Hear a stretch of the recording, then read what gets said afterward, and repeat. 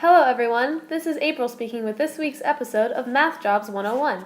For today's episode, we will be learning about interior design and how you can be successful preparing, learning, and doing this career.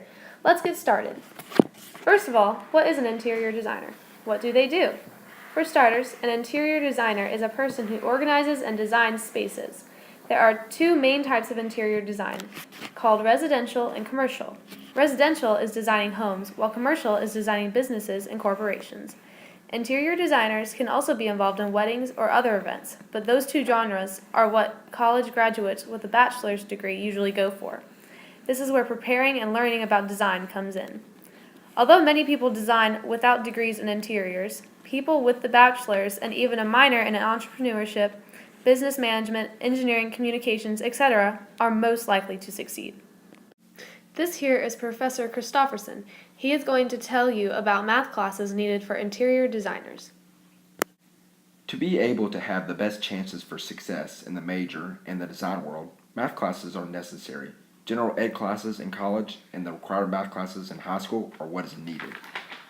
To be successful as an interior designer, however, taking classes that encompass a lot of architectural math is important.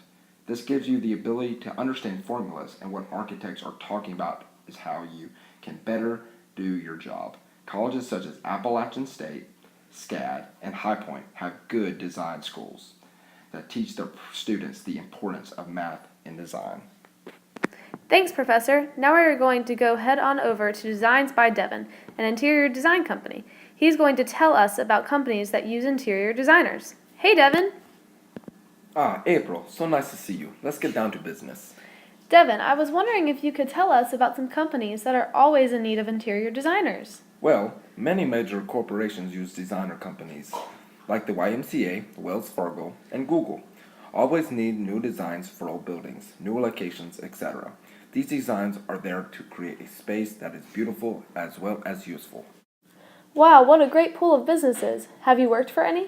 I have worked for the YMCA. I helped renovate old Y buildings and also helped design new locations. Now I have my own business to take care of, and it is so much fun, especially the math side of things. I love budgeting and as well as measuring all of my fabrics and materials to make the most cohesive space. Speaking of math and design, what's a sample math problem we can show our viewers? Why, yes, of course. We'll say we have a floor space of 12 feet by 8 feet, and I need to order a carpet to cover the space. To design the floor, I need to take the area of the rectangular carpet I want to buy. I will use the formula length times width equals area, so 8 times 12 equals 96 feet. Thanks, Devin. I always love interviewing you because you are such a math guru. Also, you never fail to answer any of my questions. Now we're going to go speak to an interior designer by the name of Blake Furr. He is renowned for his modern taste, and he is a great designer. Let's go. Hey April, what kind of questions can I help with you today? Can you tell us the everyday duties of an interior designer? Well, April, designers are doing different things depending on specific jobs, but there are many things that are the same. Scheduling meetings, calling clients, and managing time are always factors.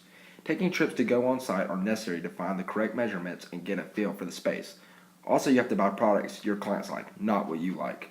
Remembering this and communicating well are everyday skills. Additionally, using editing software and sketching designs are key as well. A designer has to plan their space or they might not be as successful as the picture in their head is.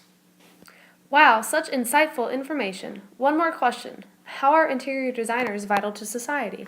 Well, April, everyone needs a house to live in. Everyone needs a company to help them out at one point or another. Furnishing these buildings helps portray how the business will function and the type of work they do there.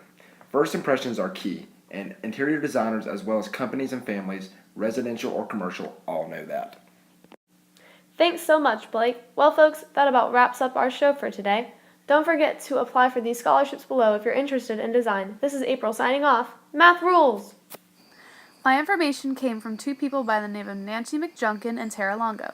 Both are designers in separate fields. One was hired by the YMCA and now has her own business. The other works primarily in residential and has done weddings and parties on the side. Both interviewees were pleasant to have, and both women were very nice and thorough with their answers. Thank you to everybody who helped me with this project. Bye!